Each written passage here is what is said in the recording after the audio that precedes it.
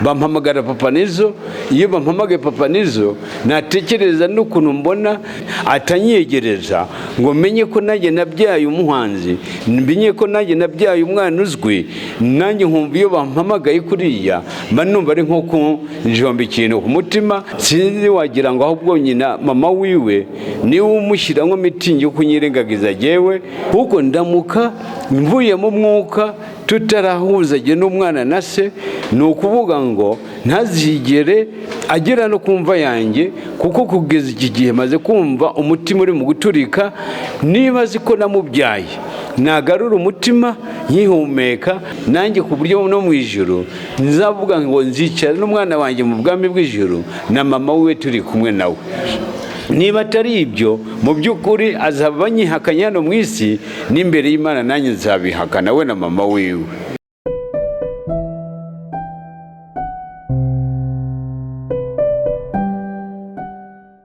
Twongere tubashimire inshuti bakunzi ba Iyobokamana TV, mwebwe bagaciro, mwebwe mukomeje kuduha imbaraga zo gukora umunsi ku munsi.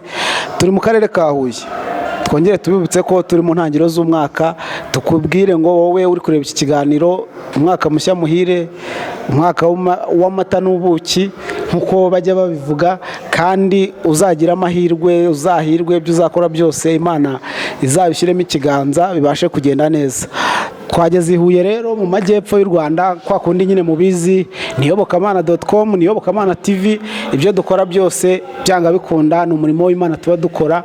Ari nayo mpamvu ahangahe Huye turi ahitwa kuri Angel Palace. Ni restaurant nziza rwose, ifite n'akabara keza. Iyo uhageze barakwakira ukagubwa neza. Nuramuka uje i Huye, aha hantu ntuzibagirwe kuhagera, ntuzibagirwe kuza kuhafatira icyo kurya cyangwa kuharuhukira. Tugiye kuganira n'umutumirwa wacu. Ni umutumirwa wacu, ni umukozi w'Imana mu buryo bumwe cyangwa ubundi. Tugiye kumuha umwanya nk'uko tubabwiye ngo ni umukozi w'Imana. Mbere wenda aramanza twibwire, cyangwa se namara kutwibwira anadusengere mu buryo asengamo bitewe n'imyemerere ye, apfa kuba asenga Imana. Turakwakiriye.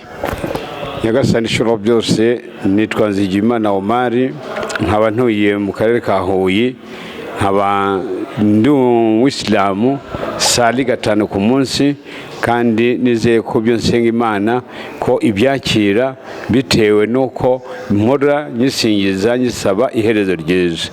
Imana Ishobora byose, mbanje ku izina ryawe umfungure mu gatuza kanjye ibyo ngira ngo nganire n'abavandimwe, ko bitagira uwo bihungabanyaho umutima, ahubwo kubasha bwawe Imana bibashe gukemura gugorora imitima y'ibiremwa byawe. Imana Ishobora byose, Imana kuri uyu mwanya ndagusaba ibyo bambaza ntibibe ari byihutaza umwana wanjye, ahubwo bibe ari iby'umwubaka mu mutima we hamwe n'abarumuna be. Kubasha bwawe Imana habemo kuzurizanya hamwe, nanjye bingora kumubona. Mana mbabarire umpuze nawe nk'uko bavandimwe bashatse ko duhuza ku bushobozi bwawe. Imana Ishobora byose, bigusabye ku izina ryawe Imana Ishobora byose, n'amahoro n'imigisha bisakare ku mugabo wacu Muhammad sallallahu alaihi wasallam. Adufungurire kino kiganiro kandi kibe ari gihuza imitima yacu, twebwe ibiremwa byawe Imana, ntibibe ari bihutaza imitima yacu. Imana Ishobora byose, tubiguganije ku izina ry'Uwiteka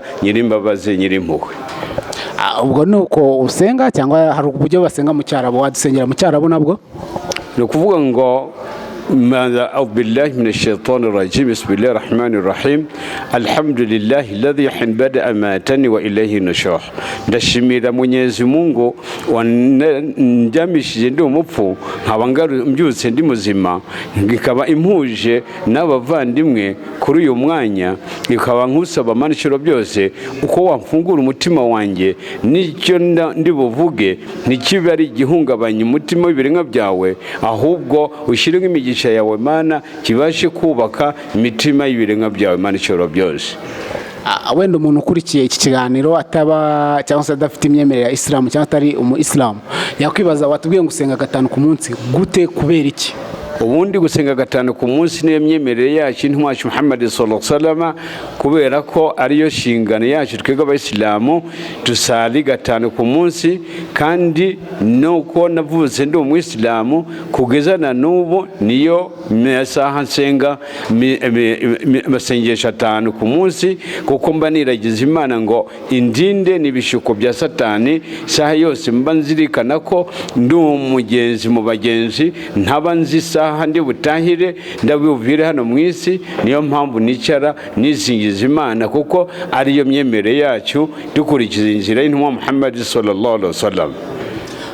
Turakwakiriye rero tukwifurize umwaka mushya muhire. Twagira ngo wifurize umwaka mushya muhire ab'umuryango wawe n'inshuti zawe ndetse n'abanyarwanda bose. Nanjye bitewe n'uko rwose nishimiye abavandimwe duhuje nabo, nifurije mbere na mbere umwana wanjye Shimimana Muhammad umwaka mushya muhire, nubwo nategereje ko nanjye winyifuriza. Shimimana Muhammad ubwo nizo ni nizo kabosi ni umwana wanjye, niwe nifuriza umwaka mushya muhire, we n'abarumuna biwe turi kumwe hano mu Matyazo. Kubasha bw'Imana, Imana iguhe amahoro n'amahirwe mu bikorwa ukora muri uyu mwaka, mu byo utashoboye kuzuza mu mwaka wa 2019 ubashe kuwukuzuriza muri mwaka wa 2022. Imana iguhe amahoro n'amahirwe mu miryango yacu twese.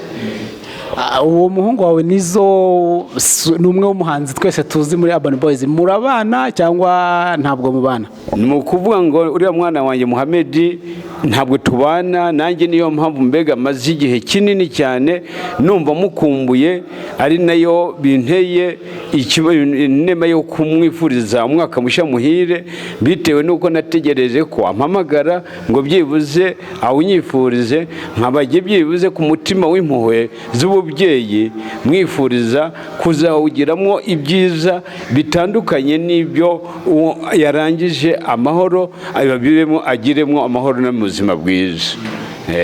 Ni ukuvuga ngo umwana wawe ntabwo yakwifurije umwaka mushya muhire?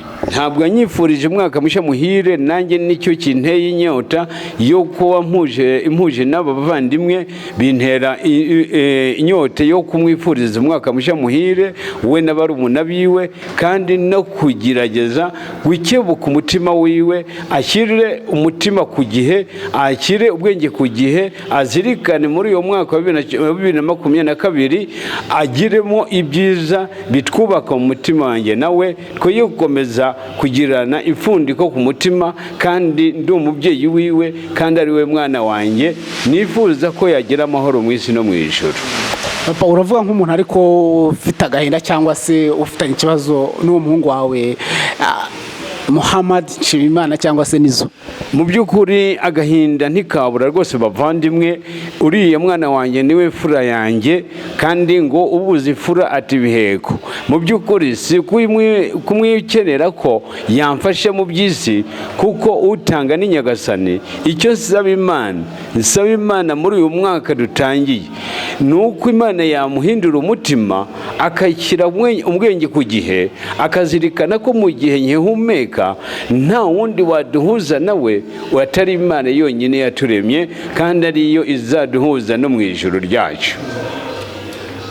None se ni cyo kibazo mufitanye kuba uvuga ngo ufite agahinda, kuba mudafitanye mutanabana n'iki byose? Ni cyo kibazo kiri hagati yawe nawe? Agahinda yewe mfite nuko muri kanya uko mukeneye nkamuhamagara, ntabwo ampa agaciro nk'umubyeyi wiwe ngo yumve ko muhamagariye urukundo rw'ububyeyi, ahubwo akambeshya ngo azampamagara, yanategereza ntampamagare. Ibyo rero bikantera ikabahinda ku mutima wanjye, bigatuma numva n'uwo mbonye wese namuturaho agahinda kanjye, nibura nkabureba ko yampuza n'umwana wa Shimimana Muhammad ari we Kaboshi. Ufite nimero ze se ujya umuhamagara? Nimero ziwe ndazifite rwose, ku buryo muhamagara ngira ngo byibuze nanamusuhuze, ariko we ntanyitabe.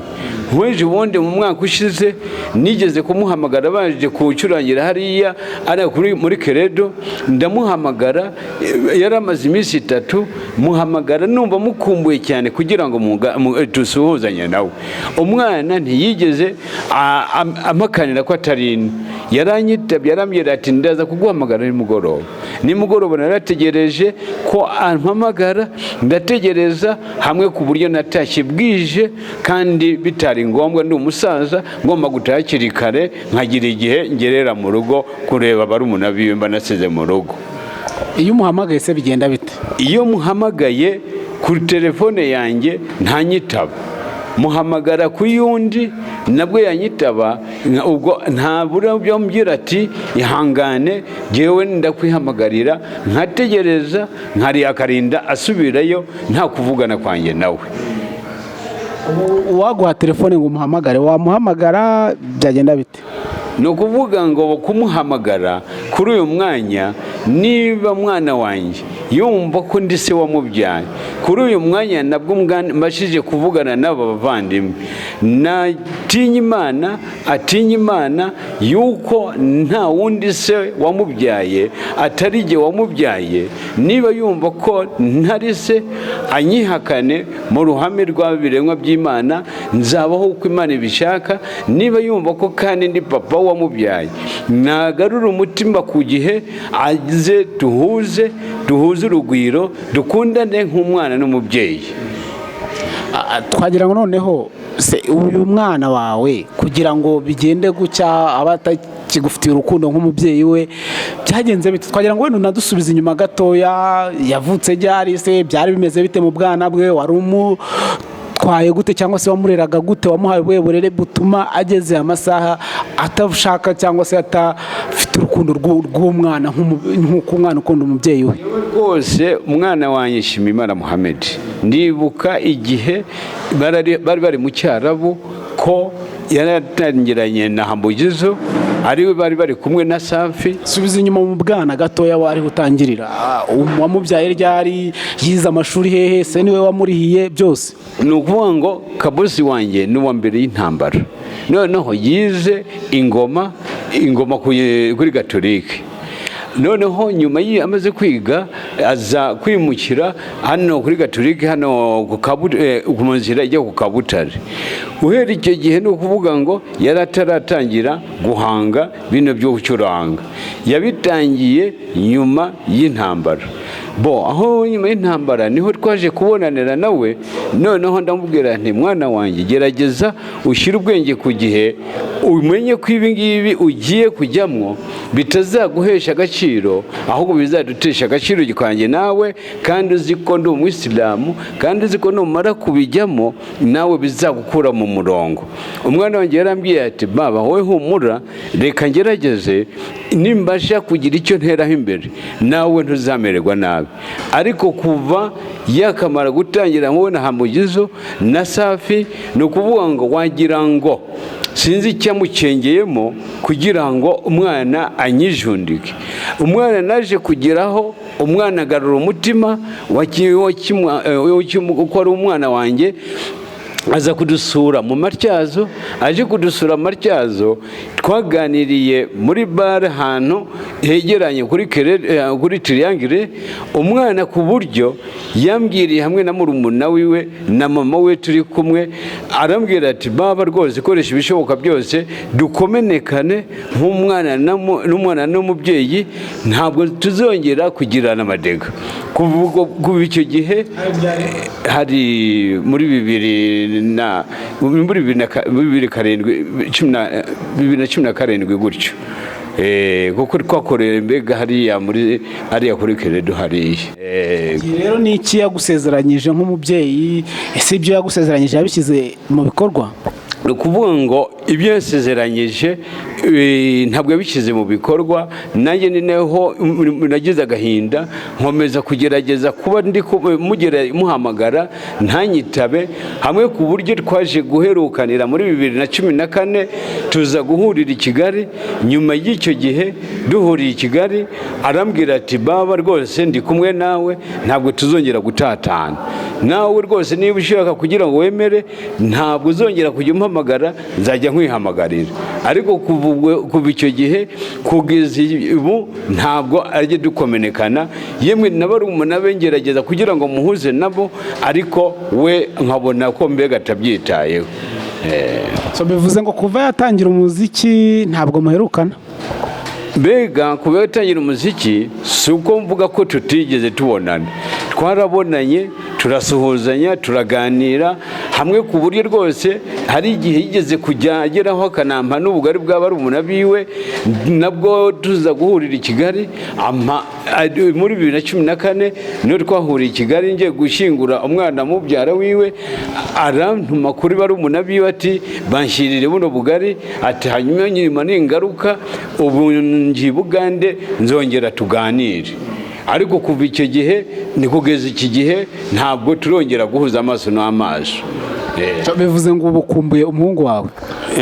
Uramukumbuye umuhungu wawe? Ndamukumbura cyane, ariko kumukumbura nanone ntamubona, ahubwo n'abampamagara ngo ndi papa kanaka, numva iyo bampamagaye papa kanaka nuko mbona atantera inkunga, atanyegereza ngo menye ko nanjye nabyaye umuhanzi, menye ko nanjye nabyaye umwana uzwi, nanjye nkumva iyo bampamagaye kuriya mba numva ari nko kunjomba ikintu ku mutima. Yewe ndi Papa Nizzo, bampamagara Papa Nizzo.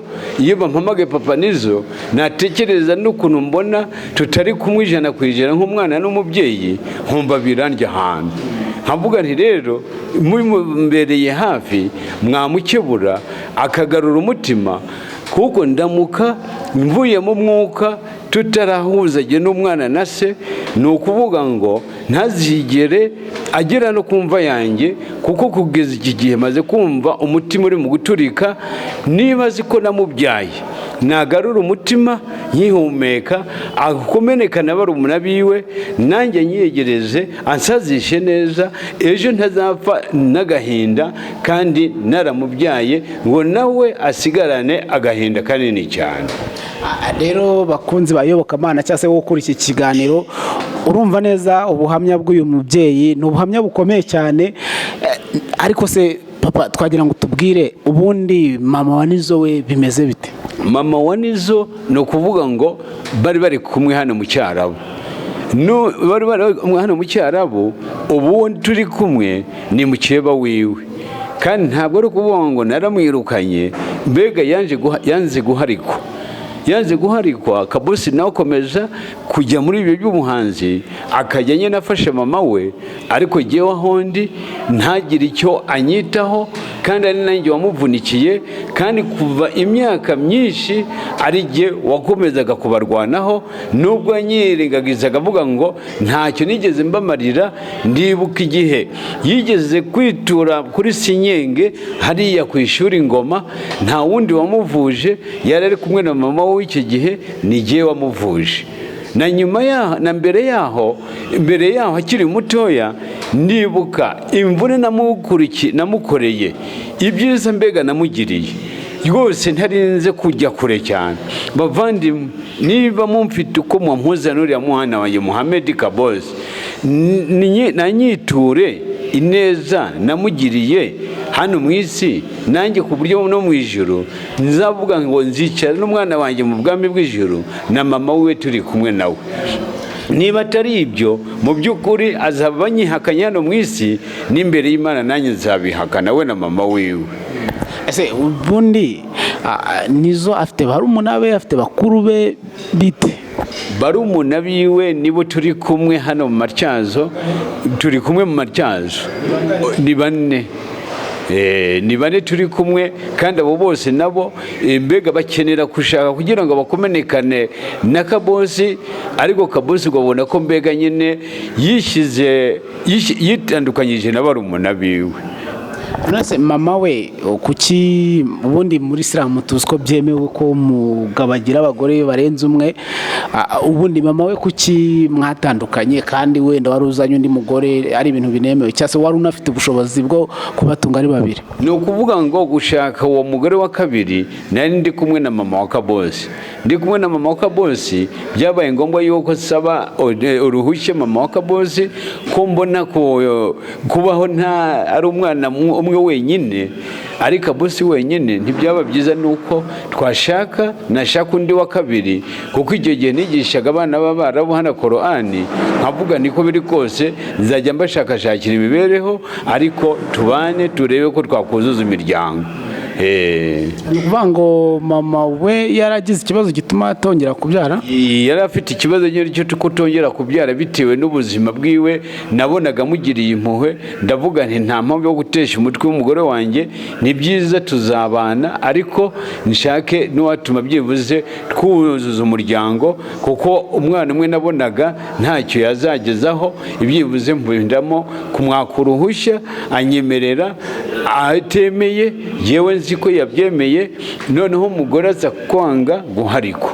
Ubwo umugore aravuga ati jyewe nigire mu Cyarabu, ubwo niho mbega na Kabosi batangiranye nabo gucurangira. Mbega tubwire noneho uyu munsi wa none ubayeho gute wowe uwo mubyeyi mu bana n'abo bana barumuna be ba Kabosi, mubayeho mute, mubayeho mu buhe buzima? Ndashimira Imana ko impa icyo mpa barumuna biwe, mu by'ukuri ndi n'iwanjye rwose, si ukuvuga ngo ndakodesha hamwe, ku buryo naho ndi na Muhamedi wanjye mwenyewe atanabaje.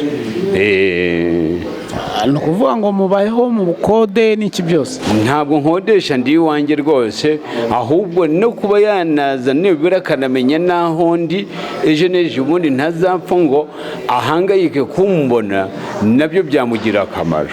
Ese ubundi tugarutse gato ku myemerere nk'abantu b'Abasilamu, ubundi Korani nk'igitabo mwemera cyangwa se mugendera ku mahame yacyo cyangwa se ku nyigisho zirimo, ubundi yo ivuga iki ku mwana wirengagije inshingano cyangwa se ku mubyeyi wirengagije? Ngo ni sheria ya Kisilamu tubwirwa ko umwana wirengagije uyu mubyeyi ko nawe Imana izamwirengagiza hano mu isi no mu bwami bw'ijuru, kandi umubyeyi umwana ineza yagiriye umubyeyi n'umubyeyi nawe ayiturwa hano mu isi no mu bwami bw'ijuru. Ngaho rero ari kureba iki kiganiro, n'iki wamubwira, n'ubuhe butumwa buri ku mutima wamubwira umuhungu wawe? Yewe icyo mubwirira mwana wanjye nuko gerageza gushyira ubwenge ku gihe. Uranyirengagiza nkihumeka,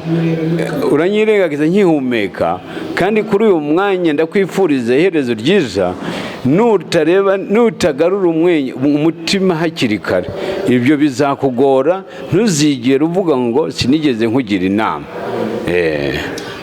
Tugiye gusoza rero, inama wagira baba bandi bana, cyangwa se tumanze tubwire kwanza nirihe somo n'iki wize mu buzima, nicyo kintu wumva nk'ubutumwa buri ku mutima nk'isomo wize? Ngiye no kuvuga ngo ndi umuyisilamu, na nizo no umuyisilamu nishimiye Imana Muhamedi, ni nawe imfura yanjye, no kugira ngo muhe izina rya Muhamedi nuko nagaruye izina rya data kugira ngo rikomeze risabagire hano mu isi. Ni ukuvuga ngo sekuru wa nizo yitwa Muhamedi nawe? Nzaka Muhamedi. Noneho uyu munsi dusoza, ni iyihe nama wagira baba bana b'urubyiruko bihunze inshingano cyangwa se bata ababyeyi babo bakananirwa kuvugisha cyangwa se kubitura neza babagiriye, nihe nama wabagira ufatiye ku rugero rw'umuhungu wawe? Jewe inama nagira urubyiruko rungana na mwizo wanjye nuko bagarura ubwenge ku gihe, ntibakurikize uko Muhamedi wanjye yagenze, kandi Imana saba nsenga 5 ku munsi nawe yamukebura akagarurwa ku murongo, ntakomeze ngo agende uko yishakiye, kandi ejo azankenera ejo nanjye ntazapfana agahinda. Nkaba ngira inama urubyiruko bagenzi be ko bagomba kumukebura nabo bakajya ku murongo mwiza kugira ngo bakomeze bashake imigisha ku Mana. kuko nta kindi Imana idushakaho, dushakaho kugirana neza nk'uko natwe twagiriye urubyaro rwacu neza, nabo batwiture neza, baturinde gusaza imburagihe. Ubundi ntabwo ibyo ari byo byose umuntu ntabwo agira ibibi gusa. Nta bihe byiza uzi wigeze wagirana n'umuhungu wawe kuva wamubyara? Ndashimira Imana nyir'imbabazi nyir'impuhwe, kuko rwose n'icyo gihe Imana icyo gihe yatumaga wa Muhammed wanjye dukomenekana, navugaga nti Imana urakoze cyane kuri uyu mwanya umpuje n'umwana wanjye, ku bubasha bwawe komeza untere ingabo mu bitugu, uhe inemo n'umwana wanjye, dukomeze tugirane umutima mwiza. Ariko hanini nkagaruka umwana, nkabona ko umwana atari we, nyina ari we cyane cyane, umushyiramo mitingi yo kuvuga ati ntacyo so yigeze atumarira, none ntacyo wamumarira, kandi utakitumariye tutakimariranye twebwe twenyine. Nyina ntabwo mujya muvugana nawe? Nyina ntabwo tujya tuvugana. Ntaruka kuvugana ryari? Yewe ni kera cyane rwose, bakiri ino hano muri Butare. Ni ryari muhe mwaka? Ni muri 2013 na kabiri gutyo. Ngaho mama we nawe mugenera ubutumwa, n'icyo umubwira uyu munsi? Giye mu by'ukuri nyina nawe inama namugira nuko yibuka ineza nigeze mugirira, namugiriye ari kumwe na Nizo, yibuke nawe ko hari ubwo nigeze neza namugiriye nkiri hano Butare, nawe akoresha ibishoboka byose ashyira umwana hasi amwicarike hamwe, amwumvishe ko nta wundi se wamubyaye atari jyewe wamubyaranye nawe, kandi ariko tuzamurerana twese hamwe. Ese ubundi ibi bintu imiryango yanyu yindi irabizi? Ibi bintu mbega irabizi, hamwe ku buryo na bene wabo mbega nyine mbega babona ukuntu mbega yinyirengagiza, nabo nyine bikabarya cyane, bikababaza cyane. Mbega nicyo ushaka noneho ko abantu bo mu muryango wawe, mu miryango yanyu, mu muryango mugari wanyu wa Muhammad, nicyo ushaka ko bumva aka kanya? Ni ukuvuga ngo base wabo bo mbega nta ribi ryabo bafitanye, jewe nta kibazo bo bagirerana, ahubwo jewe se sinzi wagira ngo ahubwo nyina mama wiwe niwe umushyiramo mitingi yo kunyirengagiza jewe, kuko ababona ko mbega ntacyo nigeze mbamarira, kandi nibuka ineza nabagiriye turi kumwe hano Butare. Turasoje, kereka niba wenda wumva hari ikindi wavuga mbere yuko dusoza. Rwose nta kindi narenza ku byo tuganiriye n'abavandimwe, kubasha bw'Imana n'ibibana, kuko nsenga n'ubu mukanya ngiye kuyisenga, imfashirize umwana wanjye Muhammed agerageze agaruke ku murongo, kuko natagaruka ku murongo nkihumeka nanjye nzapfana agahinda, kandi hazagira iherezo ryiza, utari ukugira iherezo ribi, kandi yari kugira amahirwe hano mu isi no mu bwami bw'ijuru. Urakoze cyane. Murakoze cyane, nanjye ndabashimiye namwe.